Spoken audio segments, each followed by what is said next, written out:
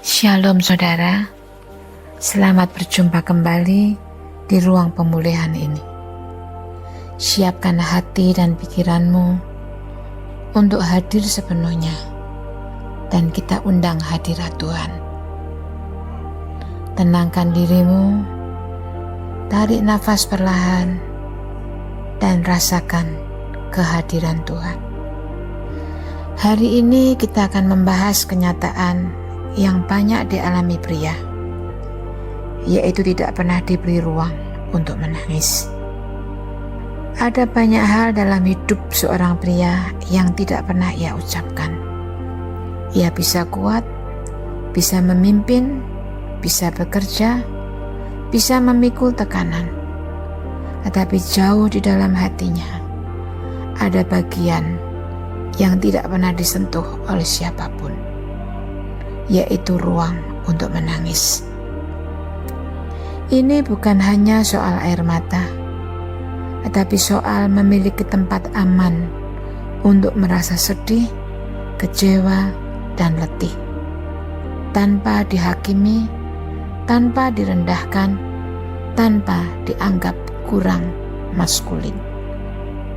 Sejak kecil banyak pria menerima pesan yang sama, bahwa laki-laki itu harus kuat, cowok gak boleh cengeng, jangan banyak drama, kalau nangis engkau memalukan. Dan tanpa sadar, banyak pria belajar mematikan bagian diri mereka yang paling lembut. Mereka belajar menyembunyikan diri, menyembunyikan rasa sakit, menyembunyikan air mata yang sebenarnya ingin jatuh. Ketika seorang anak laki-laki menangis tetapi tidak dipeluk, ia tidak hanya kehilangan kehangatan, tetapi kepercayaannya kepada dunia. Ketika ia menangis tetapi ditertawakan, itu dia belajar bahwa perasaannya salah. Ketika ia menangis dan tidak didengar, itu berarti dia sedang belajar menekan emosinya sedalam mungkin. Bertahun-tahun kemudian, anak laki-laki itu tumbuh menjadi pria dewasa. Tetapi ruang untuk menangis itu tetap terkunci. Bukan karena ia tidak lagi sedih, tetapi karena tidak pernah ada tempat untuk menjadi rapuh. Tidak ada tempat aman, tidak ada orang yang bisa ia percayai. Tidak ada bahu yang bisa menampung air matanya. Dan ketika tidak ada ruang untuk menangis, air mata itu mencari jalan lain. Ada pria yang melampiaskan dalam amarah, karena semua kesedihan berubah menjadi api. Ada yang melampiaskan dalam diam, karena kata-kata sudah tidak cukup. Ada yang melampiaskan dalam kecanduan, karena dunia luar terlalu keras untuk dihadapi dalam keadaan sadar. Ada yang melampiaskan dalam kerja berlebihan, karena sibuk terasa lebih aman daripada merasakan perasaannya.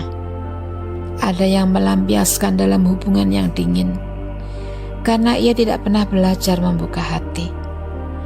Ada yang melampiaskan dalam ketegangan tubuh, karena jiwa yang tidak menangis akan mencari jalan keluar melalui tubuh. Saudaraku, mungkin engkau salah satunya. Mungkin engkau membawa kesedihan yang tidak pernah dibicarakan. Kesedihan karena kehilangan figur ayah. Kesedihan karena harus kuat sejak kecil. Kesedihan karena dikecewakan oleh orang yang paling engkau percaya. Atau kesedihan karena selalu berjuang tetapi jarang dihargai. Mungkin engkau telah menahan air mata selama bertahun-tahun, bukan karena sombong, tetapi karena tidak ada tempat untuk menaruhnya. Hari ini dengarkan baik-baik. Tuhan tidak meminta engkau menjadi pria yang tidak boleh menangis. Dia tidak pernah mengajarimu itu, tetapi budaya yang mengajarimu, luka yang mengajarimu, orang-orang terluka di sekelilingmu yang mengajari engkau. Tetapi Tuhan berkata, dekatlah aku kepada orang yang patah hati. Mazmur 34 ayat 18. Aku menyimpan air matamu. Itu tercatat di Mazmur 56 ayat 9. Datanglah kepadaku yang letih lesu dan berbeban berat. Tertulis dalam Matius 11 ayat 28. Tuhan tidak menolak air matamu. Ia mengundangmu. Tuhan tidak meremehkan kesedihanmu. Ia menghargainya. Tuhan tidak meminta topengmu, tetapi Ia meminta hatimu yang jujur. Hari ini Tuhan sedang membukakan sebuah ruang baru untukmu, tempat aman di dalam hadirat-Nya. Di sini engkau tidak harus benar, tidak harus tegar, tidak harus sempurna, tidak harus kuat. Di sini engkau boleh menjadi manusia. Manusia yang punya hati yang bisa terluka dan yang perlu dipulihkan. Air mata seorang pria bukan ancaman bagi maskulinitasnya. Justru sebaliknya, pria yang berani jujur dengan air matanya adalah pria yang sedang bertumbuh menuju kedewasaan sejati. Karena pria yang tidak pernah menangis, akhirnya tidak bisa merasakan apa-apa.